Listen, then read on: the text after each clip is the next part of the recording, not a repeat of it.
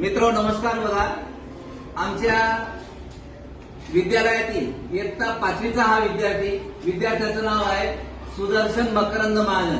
उभा राहिला. बघा, हा सुदर्शन वेगवेगळ्या पशु पक्ष्यांचा आवाज काढून दाखवतो.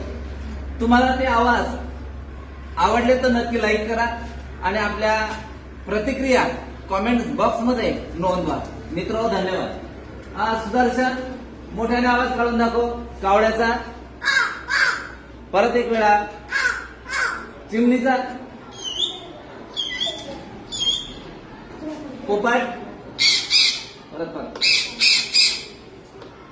कोयल,